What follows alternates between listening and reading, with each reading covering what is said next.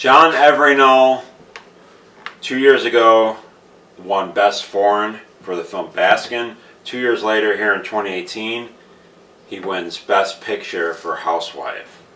Unbelievable. Chars to Turkish horror. The arrival of Turkish horror. They have arrived. Welcome to the after party, everybody.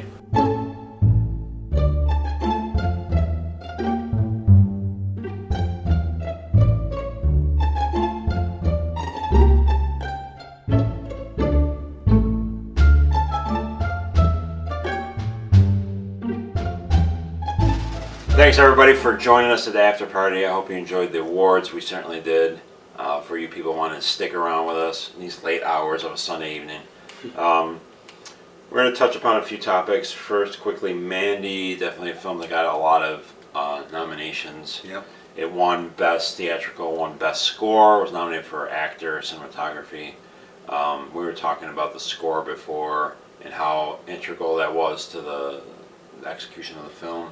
Right from the get-go, King Crimson. Yep. Well, it's a First band that thing- I'm not really particularly familiar with. I know you're a big fan of them, but very cool song right off the bat to start the film. I forget the name. I can't think of the name of the song off the hand, but great song to set the mood of set the tone of the whole thing. And a metal score, but not your typical metal score, because usually, as big of metal fans as we are, of course, a lot of times when metal is in a score, it's very like annoying and abrasive. There'll be like a abrasive riff and just doesn't fit, but this fit. Or there's been a lot of like horror metal movies, or like metal horror movies, and they always market themselves a certain way and say like, oh, this is for true metal fans, and they usually fall short, kind of. Comes off as cheesy to me. Yeah, it just gets cheesy. But this was more like atmospheric, droney, you know what I mean?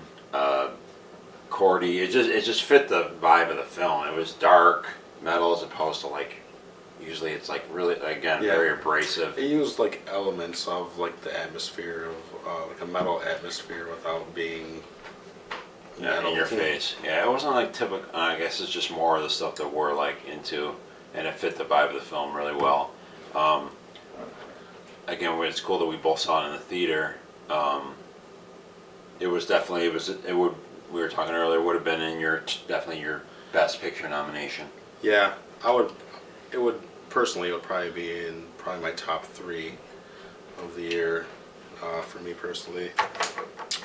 Just the feeling you get again after you leave the theater. It's a tone zone. Like it resonates with you like long after you see it, and that was one of those that just had an impact, I guess. Yeah, for sure. I mean, from the tragic composer, his story and everything. Yeah, crazy that he which we passed found out away. afterwards, but just all that and Nicolas Cage's performance. Cool. Of I guess lifetime. typical Nicolas. Nicolas Cage. Nicolas Cage too. Yeah, it was awesome still seeing him, and it seemed like when we saw the interviews afterwards that he was like really into the Yeah, role he and the seemed like experience, super into it. which was cool to see. And yeah, just how, like you were saying earlier in the awards about keeping the integrity of the vision. Panos. You could tell that they were careful with it. He said he wanted practical effects, and he stuck with it, so that's awesome. Definitely one of the most memorable films of the year, without question. Plus the Cheddar Goblin. Cheddar Goblin, right? Which I think they already did. Like, I'm pretty sure I saw a company did like a pin for it, Oh my god. like an enamel pin. I Which need one. I'm almost positive I saw that. Or make like a plush or something. Yeah. That would be amazing. Yeah, I totally forgot about that. How about this? If we did like, so we introduced some new scenes this year. If we did like one of the best individual scenes, tell me the one where he's drinking the vodka Oh my god. in the bathroom. Tell me that would have been one of the best. I love how him drawn out it was too. Holy And like, shit, just him in it's his like one underwear. shot. Yeah. You know what I mean? Like, there's no editing tech. It's just like you and your dirty, muddy knees in your underwear with your, was it number 42? Was it the number? I Probably think screwed it that was, I off. think it I don't was. know if it was 42. Comes in there and just, all right, Nick, So, is that real vodka? Would you be surprised if Still. that wasn't real vodka? I would like to think that. That's my you know, favorite vodka. morning drink, as you guys saw, vodka. All right, Yeah, just completely amazing. vintage I think. vintage Nick Cage. One of the most memorable movies, I think, No in question. the past couple of years. You'll think about that movie when you think about 2018. I want to quickly, because if you don't follow me on Instagram, you should. But that's really kind of the only spot that I really discuss my thoughts on the much talked about Suspiria remake. You guys know that if you watch us, that we're both big Suspiria fans. It's one of my favorite films of all time. I wasn't particularly I was excited when I heard. I was actually surprised it took this long for that film to be remade. It was a passion project by the director. There's a lot I loved about it. You didn't see it. And I've been putting it off for a long time, so I don't know. Eventually watch it. I'm just waiting for the right time, I guess, Yeah. for me to want to see it, I It's guess. coming out soon on Blu-ray. It was on. I will say this. It's a film that I've noticed was on a lot of top 10, 5 lists of people that I followed. I've seen people call it the best horror film of the year. If you watched the award show, I assume you did. You see it gained 1 nomination, which was Best Ensemble Cast. Mm-hmm. One of my favorite things about the film, obviously, was I loved the cast a lot. I loved the way, I forget the director's first name. God, I What apologize. else did they do? He had done Call Me by My Name. Is that what it's called? It was a film that critically acclaimed drama from a year or so, a couple of years ago. I want to Call Me by My Name, I believe. It was the name of the film. But so he's an active director, but obviously he was a fan of this film, so it was a passion project. I do like the approach that he took which I think is the way to go when it comes to remakes, is don't try to duplicate. Trying to make a colorful film to match Argento is a losing battle. Yeah. So he kind of made it more drab. So I think he took the approach of making his own vision of the film, which I think is the way to go when it comes to remaking what's considered a cherished film. So I love that about it. I love the expansion of the characters. I love the cast. See, that's always a blurry line too between a remake and a reimagining. That whole thing. Like the approach you take, Yeah. like the Evil Dead remake, which we both actually really like. Yeah, Really love, I loved should it say. actually. And part of the reason I think it works is that he went for a different tone than the original. And he did that with Suspiria. I guess to quickly say the things I didn't like about it, the couple things I didn't like about it, essentially for me ruined the film, and that's there's a great build up to the final act of the film. There's mostly practical effects. Good atmosphere, and to me it's blown up in the final act with just a lot, the big climax, a lot of CGI, basically all CGI. There's a horrible looking witch who I've described as Jabba the Hutt with sunglasses. Mind you, that character is all CGI. It just totally took me out of the film, completely ruined it for me. And the frustrating part is I've seen clips of the finale with practical effects, so I'm led to believe that maybe the studio, as we talked about during the awards, jumped in and went over a lot of it, which is all more frustrating. But there's another thing though. There was a new character, which was a doctor character, in the film, and I thought he was cool, but I think they made him almost the focus of the film, more so than the Susie Banyan character, which was frustrating Focus to me. on him too much. Yeah, like he was a big part of the film, including like towards the end of the film, he was like a major part. That was annoying to me, and also Tom York, of course, from Radiohead. His score to me was very underwhelming.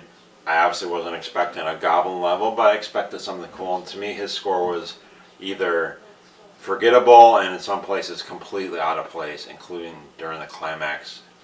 The song that he did for the climax just completely felt like out of place, like it should be in a different type of movie. That sucks. Yeah, anyways, so there's a lot to like about the film, but overall, the negatives to me far outweighed the positive. But that made it all the more frustrating because I really did like a lot about it, including the cast.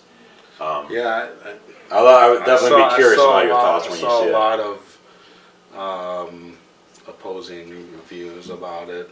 A lot of people, like you said, I saw a lot of people saying it was, the best one of the year so far, and Others absolutely hated it. Yeah, yeah, I was definitely in the middle. I mean, I think it could have been a great film with a little more editing, script edits, and of course a better finale, better score. Anyway, we'll move on. But those are big points for a movie like that. Yeah, You know what I mean? you know, and the same thing too. A lot of people were like, "Well, it's just the end." And it was so good up until that point. But I'm a big guy. I like the end. I think the best should be. I'm a save the best for last kind of guy. So if the end kind of sucks, I'll be kind of disappointed with it. We'll go over. I thought we briefly discussed this during the awards. The score, how interesting the score category was this year. It was great seeing Halloween and John Carpenter. Right, that was so cool. Yeah. Like seeing him back. That's such a cool score because you had like obviously the main theme, but there were some other cool there's things just a lot that of he did. references Yeah. to like the earlier films and themes like that. And he Some kind of cool reprised. references. There was a couple new things that were written in the score that I thought sounded really cool. That had the retro feel, but was like new. Fabio Frizzi, great, of course, Italian composer, known best for Fulci Zombie.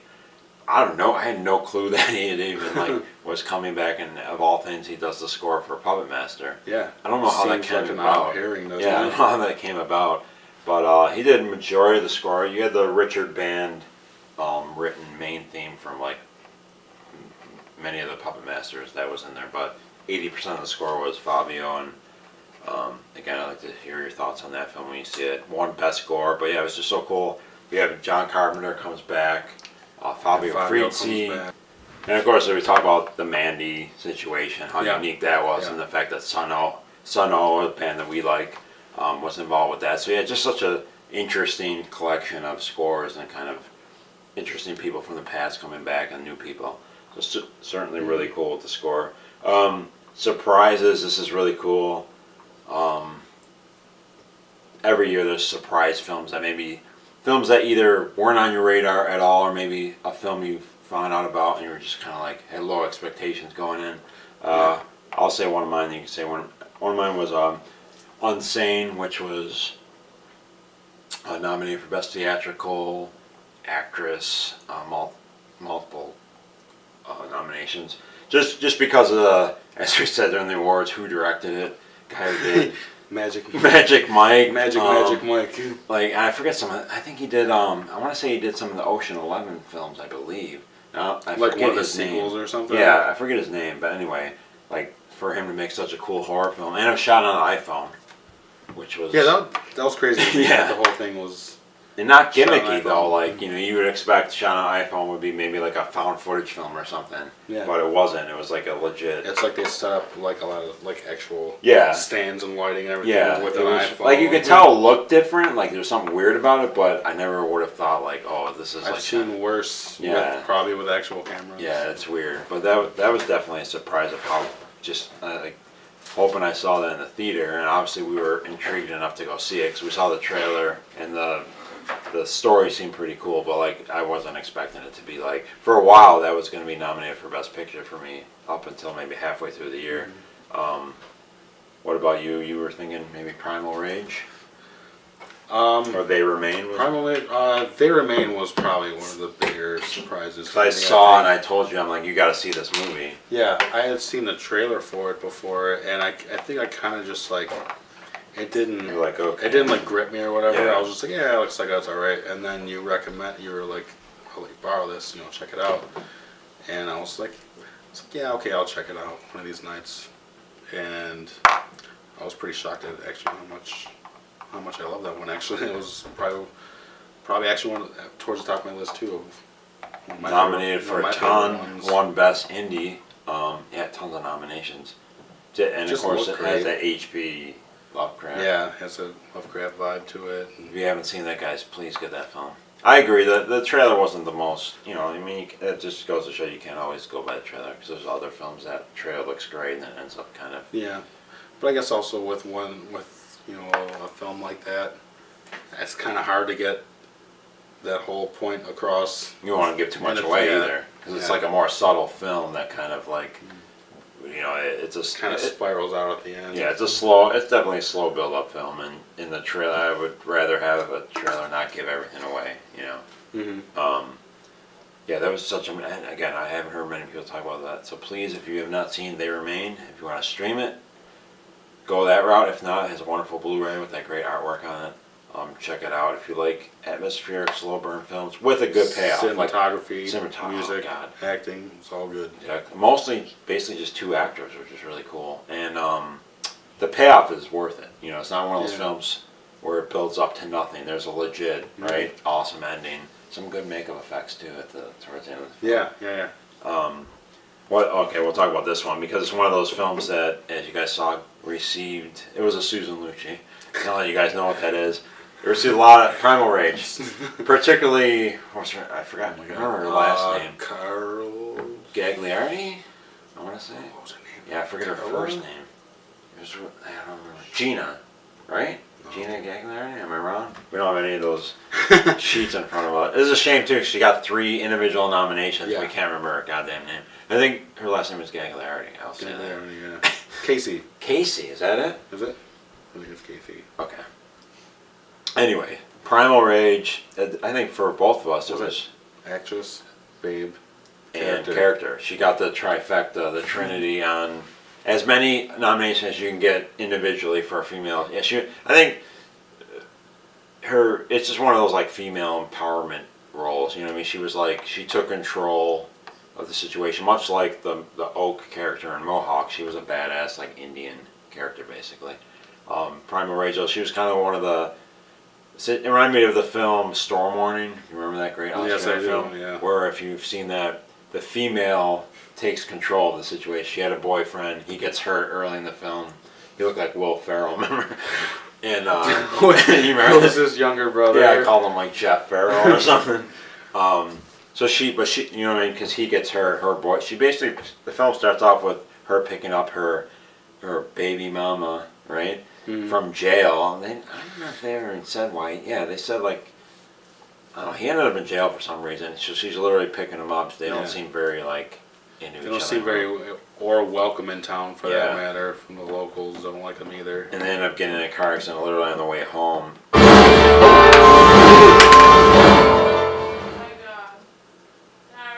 All right. Okay.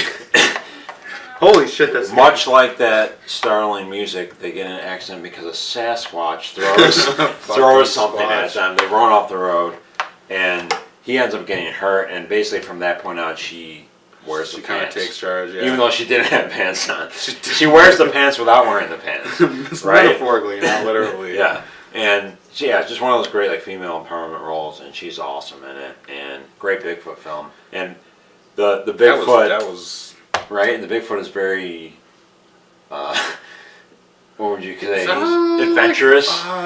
They definitely take militant. Yeah, I mean it's an approach with the Bigfoot, who, mind you, is all practical effects. Yeah, great suit. all the effects on here were great. But he's got like a backpack, right? Like a. Dude, he's got a mask. He's got like bark armor. I think that bothered some people I read, but I thought it was cool. It was like different. I think I messaged you about that one. Yeah, shit that I thought like this is weird. Have some of this. This is. KBS guys, this is a heavy duty for you beer drinkers. It's not that I hated it.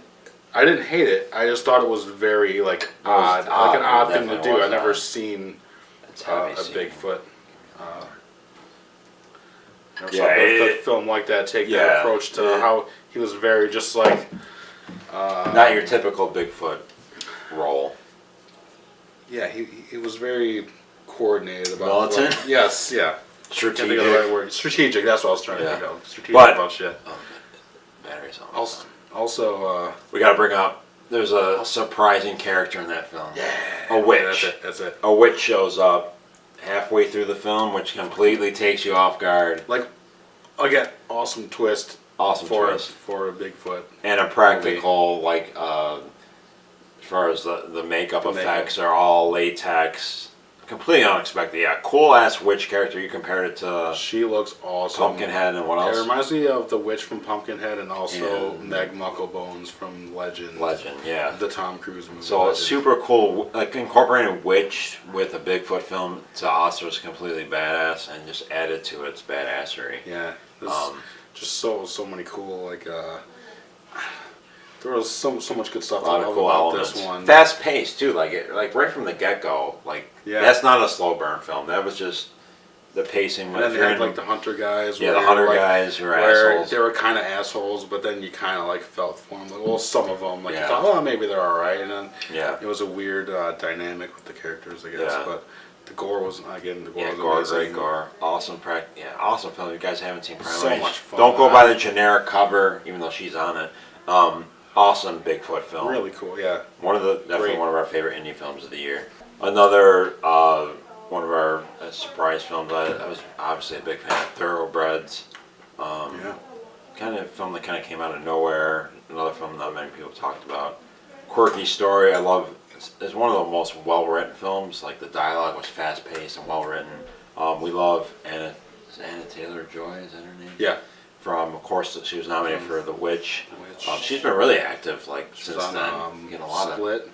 yeah, Split. Shyamalan one. What else was Did you like that one? I didn't see that one. No. It was cool. Kind of sci-fi, right? Yeah, kind of. She's Shyamalan been type. yeah, she's been very active, and it was cool seeing her in that role. She's kind of like I don't know how to describe it. I mean, they're both like rich characters, and then the I don't forget the actress name from if you were a fan of Bates Motel, she was the other actress. Yeah.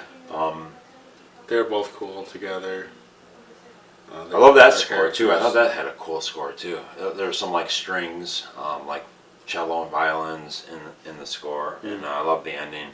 So definitely check that out if you've never seen Thoroughbreds. Another one that I don't think has gotten much attention. I guess lastly, let's talk about the big winner. Our thoughts on Housewife.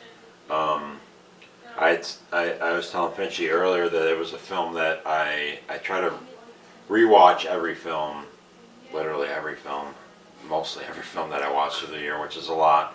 Because when you rewatch something, you never know, you might get a different perspective. And in this case, this year, that played a really big part. Because The Ritual, which won Best Foreign, I told him that I had rewatched that recently, and it really propelled it. Some of the things that bothered me, particularly CGI, bothered me less the second time around. And Best Picture winner Housewife, which I loved the first time around anyway, but rewatching it just reiterated how much I loved it. Which ended up turning the tide. It did. I mean, I'm gonna be honest with you guys. Some inside information. That's why this after party is so cool. I guess right. Honestly, guys, up until my rewatch of Housewife, the Best Picture was going to be Saint Slaves, which you were a big fan of. I was a Best Director big winner. fan of that. That also. Joko Anwar. Is that his name? Jokar Anwar. Joko. Yeah, definitely probably would be in my top three. So Housewife. Alongside Mandy. Yeah, we both loved it very much. We're both big H.P. Lovecraft, so you got that angle. But that is a very, in case you didn't know it by watching the film, it's a very Italian influenced film, which is awesome. And I got that confirmed. Not that I needed confirmation, but when you love a film, I get all like fanboy and I'll start Googling stuff, and I read some interviews with John, I guess. I guess C-A-N. In case you're wondering why the fuck we said that, he looked it up. He actually has footage of him introducing himself, right? He says his C-A-N is pronounced John, I guess. He said introduce yourself, and I swear to God he said John. So C-A-N is John in Turk, whatever. But I read some interviews with him. He just said, yeah, he's a big Italian fan. I mean, you could get that from Baskin, too. I mean, there's some kind of Fulci especially when they get down to that. Yeah, definitely. I kind of got like Clyde Barker mixed with Fulci, I would say, with Baskin, you know? I think I kind of referenced that too when I first saw it. It was pretty. It was kind of Hellraiser-ish. Oh, for sure, definitely. Which also, I guess, to go back to Mandy, had kind of references to that too. With definitely. The cool creatures. Villain characters. Yeah. Were very Cenobite-ish, which I thought were really badass. Well, like I remember when I first saw Housewife, and please let me know your thoughts on that film that won, if you've seen it. That it's got a great pre-title opening. I mean, it's a great opening. That's very Italian. Yeah. You got the young girl. For sure. You got the snow. Sure. You got this kind of like ornate house, great colors. Like that was a and then Housewife comes on the screen. Had, You know, like, that yeah. was talk Yeah. about sucking you in. Yeah. You know what I mean? And then it goes into a sex Definitely. scene, like right after that. But with Clementine, who is nominated for Caroline Bang Award. But yeah, I mean, so it pulls you. It has that like big, very, just ropes you in with a very big Italian-esque intro with the young girls. You know, and then you got a gore scene. You got I think it's an umbrella in the eye. You got snow. Well, you got that dolls. comes later. That comes later. Yeah. But and then you got the toilet. You know, Yeah, which yeah, comes. yeah. I love how later in the film she refuses to use the toilet to go to the bathroom. She always uses like the bathtub or like, which is kind of Yeah, funny. like she didn't notice that first when we were watching, and I noticed it right away. I'm like, it's probably because of Yeah. the flash. Oh yeah, for trauma sure. and That was everything her. like that, Her and- sister was killed, was drowned in a toilet, so she refuses to use the toilet. But I love the aspect of the, and he was and great the in it. colors, Oh. certain scenes. Absolutely. When we say cinematography, you got the blues and the reds and the greens, which is of course He very does seem to like blues and reds. So it was a big theme of that in Baskin too. I think. definitely. Like some of the outdoor scenes, if you remember with the snow, because this film takes place in the winter. There's some really stunning shots Yeah. with this film that just kind of leaves your jaw on the floor. I love the angle though, the story too. I love did a great job. The Asian who was like the the head of Like, the cult, yeah, but the cult they leader. approached it as a very almost televangelist meets Tony Robbins type. You Yeah, know? it Who's was- that one guy who it writes was like, books? He's like I forget his name. L. Ron Hubbard. Not that. I'm gonna forget his name. He writes a lot of like He's a big inspirational. Not Tony Robbins. It's more recent. I forget his name. Anyway, he writes a lot of books, and so I love that. Dr. Phil. Wasn't Dr. Phil? That's another good guess. I forget his name.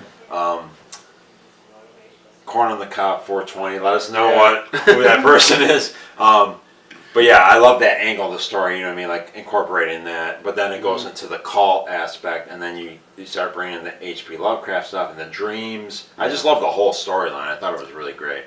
I agree, and the way he intertwined all those aspects Yeah, about it it, came where together. it was like it all wrapped in nice. where it's like, is it a dream? Is it really happening or not? What's really going on in her head and what's really happening, and And then you have Just like the the whole- mother the whole angle, finale if you scene. remember, because they incorporate bringing the mother back later in the Yes. film. So that kind of had almost kind of a Suspiria about, you know what I mean, as far as like like, the thing with the painting. yeah. And then You know they what I peel mean? her face back. Yeah, Do you remember oh my that? God. Great gore scene. Like that's one of those scenes, because this literally happened to me, Man, where it's getting low.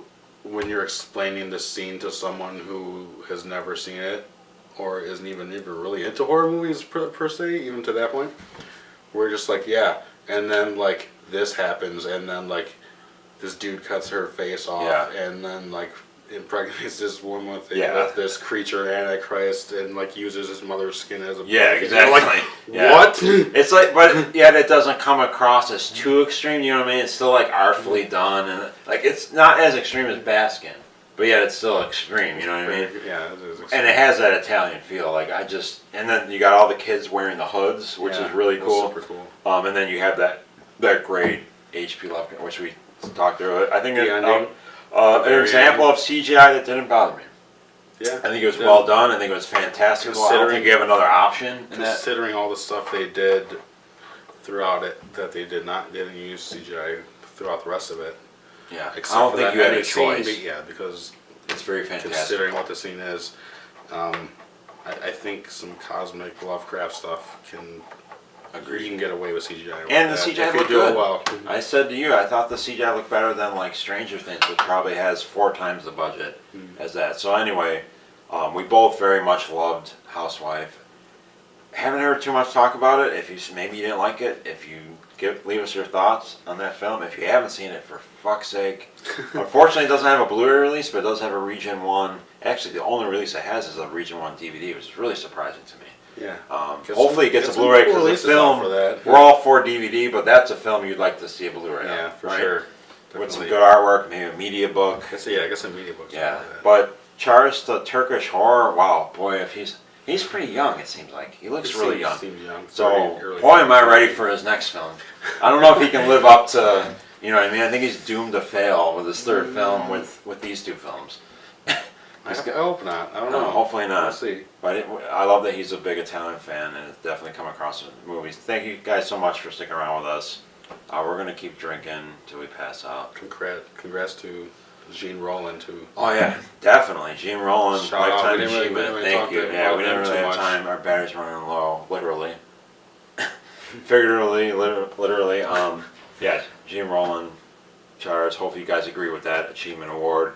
We'll see you next year. Hopefully we'll see you before next year at the Hornies. And yeah, thanks so much, Cool. Charles. Yeah, thank you. Housewife, guys. Best picture. Thanks for sticking around. Leave comments, subscribe, like, all that bullshit. Share. Good night now. Stay scared, everybody. Later.